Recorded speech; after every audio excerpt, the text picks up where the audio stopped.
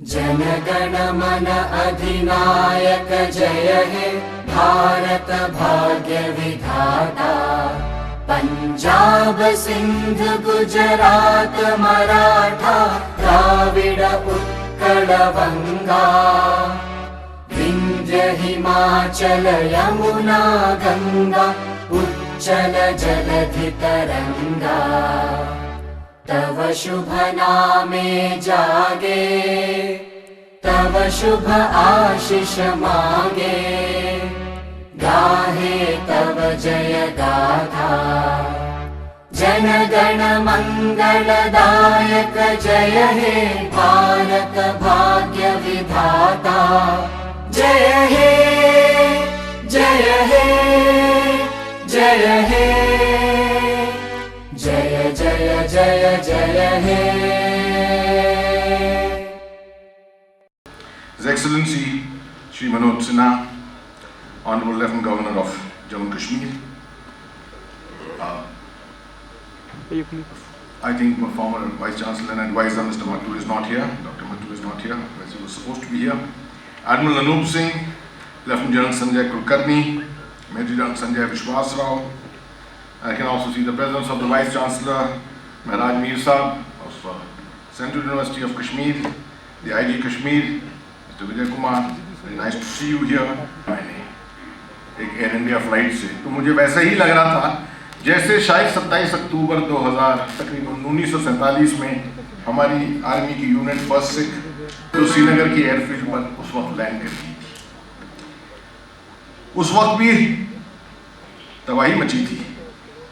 उड़ी में, बारामूला में, मुजफ्फराबाद की तरफ से आपको मालूम है क्या कब्बाली इन्वेजन पूरा हो रहा था उस वक्त। और अवाम पसंद यहाँ पर अमन पसंद अवाम पूरी वैली की इच्छुक थी कि कैसे वो देखे दोबारा अमन को। मगर कब्बालियों ने इतनी तबाही मचाई हुई थी कि उसके बाद फौज ने 1 साल लगाया उनको पीछे धकेलने में। मगर इस दफे जब मैं पहुंचा कल तो दूसरे विचार। पहला तो मैंने देखा कि एक अमन के मौके पर वापस मैं कश्मीर में आ रहा हूँ। मैंने कश्मीर छोड़ा था 2012 में जुलाई के महीने में, तब भी कुछ हद तक अमन था मगर उसके बाद काफ़ी और प्रॉब्लम यहाँ पर हुए थे। मगर कल जब मैं पहुँचा तो मुझे मालूम था कि माहौल यहाँ का अब दोबारा अमन की तरफ जा रहा है। टूलिप गार्डन जो है वो पूरी तरह से फूल उसमें आए हुए हैं। टूरिस्ट सीज़न का इंतज़ार है। उम्मीद करते हैं कि अप्रैल के महीने से टूरिस्ट सीज़न वापस आ जाएगा। हालांकि कोविड की बीमारी के पैंडेमिक ने पूरी दुनिया को अपने कब्जे में किया हुआ है। दिल्ली, मुंबई, हैदराबाद, बेंगलोर सबको किया हुआ है। मगर तब भी मैं कह सकता हूँ आपको कि कल जो लोग मेरे साथ आ रहे थे श्रीनगर, सब इसी इच्छा से आ रहे थे ना किसी तरह इस कोविड को हराकर हम टूलिप गार्डन को ज़रूर देखेंगे, कश्मीर को ज़रूर देखेंगे, गुलमर्ग को ज़रूर देखेंगे, पहलगाम जाएंगे, सोनमर्ग जाएंगे, कश्मीर की खूबसूरती देखेंगे, कश्मीर के लोगों की खूबसूरती देखेंगे। और साथ में ऑनरेबल लेफ्टिनेंट गवर्नर साहब ने यहाँ पर जो इतने इनिशिएटिव्स चलाए हुए हैं उनका असर अभी से यहाँ पर दिखने लगा है, महसूस कर रहा है आदमी। यहाँ पर देख रहा है, खुशहाली देख रहे हैं कुछ हद तक। लोगों के चेहरों पर दोबारा मुस्कुराहट आ रही है। पूरी तरह से नहीं आई है मगर आ जाएगी, इंशाअल्लाह ज़रूर आ जाएगी। हम देख रहे हैं और होप कर रहे हैं, उम्मीद में हैं कि पूरा इन्वेस्टमेंट वापस जम्मू कश्मीर में आ जाएगा। ना कि सिर्फ गुलमर्ग में, ना कि सिर्फ सोनमर्ग या पहलगाम में, मगर पूरे कश्मीर में। हम तो चाहेंगे कि इस तरह की कार्रवाइयाँ जो हैं गुरेज से लेकर उड़ी तक हर तरफ हर जगह। जब ऐसा माहौल आमतौर पे आता है तो आवाम जो है वो अपने आप को भूल जाते हैं। जब अफसोस का माहौल आता है तो आवाम आमतौर पे अच्छी बातें भूल जाते हैं। तब जरूरत पड़ती है कि बाहर से कोई आए, आप ही का कोई आए बाहर से, जो बाहर रह रहा है और आपको याद दिलाए अपने ही बारे में। मैं समझता हूं मैं कश्मीर का ही हूं, मगर कश्मीर से बाहर रहता हूं और अभी आया हूं यहां आप ही को बताने के लिए, आप ही को याद दिलाने के लिए अपनी खूबियां, अपनी खूबसूरती। तो चंद लफ्जों में मैं आपको बताता हूं।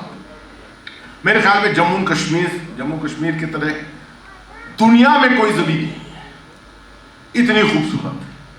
जन्नत के बारे में तो आपको मालूम ही है, क्या क्या कहा है कश्मीर की जन्नत के लिए। स्विट्जरलैंड को भूल सकता है आदमी जब जम्मू कश्मीर को देखता है, यहाँ के नज़ारा देखता है। और पिछले 2-3 दिन कल से मैं जब से आया हूँ यहाँ, मुझको बहुत लोग कहते हैं कि साहब आप बैठ जाइए यहाँ बैठ जाइए, चाय पी लीजिए। मगर मैंने कहा मैं बैठने नहीं आया हूँ कश्मीर में, मैं कश्मीर में हर समय खड़ा रहना चाहता हूँ ताकि नज़ारा देखता हूँ कश्मीर। तो मज़ा आता है कश्मीर। अगर सोने नहीं दिया, अब आप कहेंगे क्यों उन्होंने इस तरह की बातें कही और इस तरीके से उनका जो लहजा था बताने का, और ख़ासकर जब उन्होंने मौलाना आज़ाद के बारे में कल हमें वाक़फ़ कराया।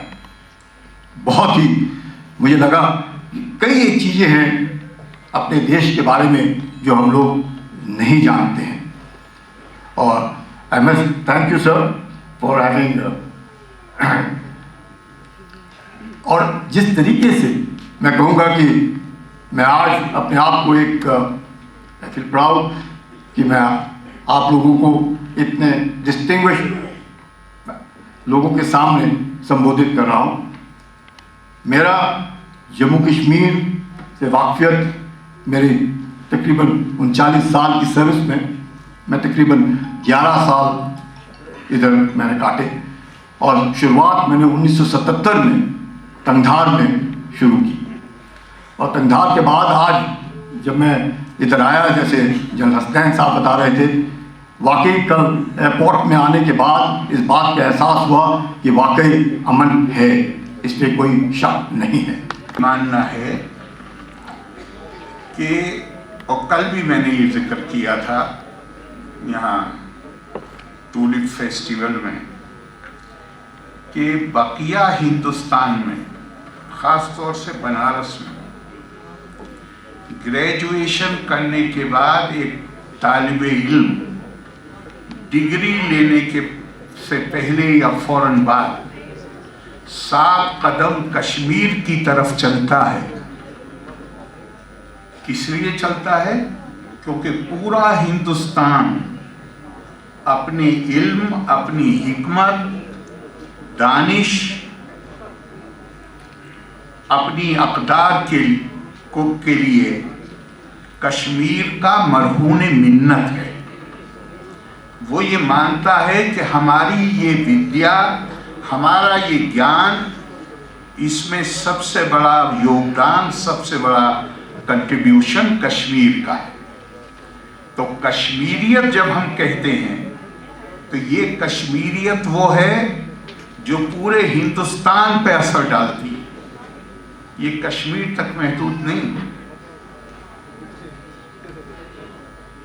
आप अभी माननीय मनोज सिन्हा जी ने 2-3 उद्धरण दिए, लेकिन आप थोड़ा तफसील में जाइए, उसका मुताला कीजिए, तो ऐसे लगता है जिसे हम कहते हैं सनातन परंपरा,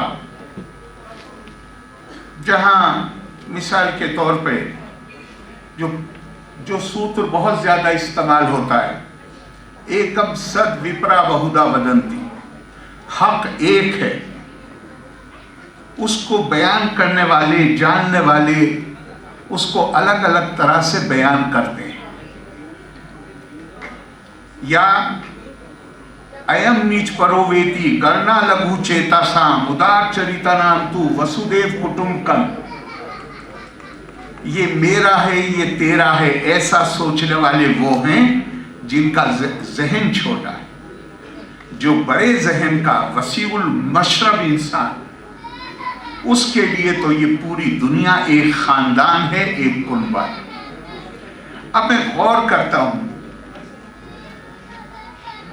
लाखों लाखों साल जो इंसान जिंदा रहा है बगैर तहजीब के जिंदा रहा है। बगैर तहजीब का मतलब क्या है? जो मजबूत है वो छोटे को खा जाए, जो ताकतवर है वो कमजोर को अपना लुकमा बना ले। तहजीब का मतलब क्या है? तहजीब का मतलब है कि जहां ताकतवर अपनी ये जिम्मेदारी महसूस करे और उस जिम्मेदारी को अदा करे कि कमजोर को भी जिंदा रहने का हक है और उसको तरक्की करने का हक है, ये तहजीब का तकाजा है। जन्मे भारत माता के वीर सपूतों को दी जा रही श्रद्धांजलि का ये कार्यक्रम आज एक ऐसा ही अवसर है। अपने असीम धैर्य और साहस के साथ जिन्होंने देश की गरिमा को, देश की सीमाओं को और हम सबको सुरक्षित रखने में अपने जीवन का बलिदान दिया है, ऐसे सभी शूरवीरों को मैं नमन करता हूं। कल छत्तीसगढ़ में कुछ सीआरपीएफ तथा सुरक्षा बलों के जवान शहीद हुए। मैं उनकी पुण्य स्मृति को भी प्रणाम करता हूं और उनको भी नमन करता हूं। शूरवीरों के बलिदान और उनके परिवार के त्याग और तपस्या का शब्दों में वर्णन करना मुझे लगता है काफी दुरूह और मुश्किल कार्य है। लम्हों, दिनों, महीनों तथा सालों का इंतजार करना पड़ सकता है इसको बयां करने के लिए। उनकी होली, दिवाली के रंगों में सिर्फ तिरंगा, कुछ अनकही अधूरी बातें और मिट्टी के प्रति, देश के प्रति उनका अगाध प्रेम और अगाध श्रद्धा ही झलकती है, यही कुछ कहा जा सकता है।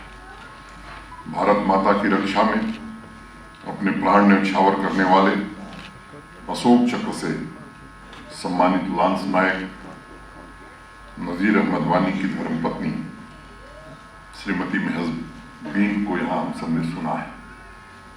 उन्हें मैं प्रणाम करता हूँ और ये कहना चाहता हूँ कि आप जैसी वीर नारियों के सामने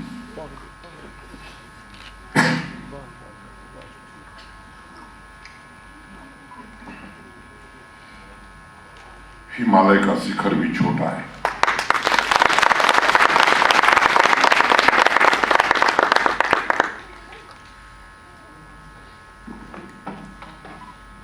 मित्रों,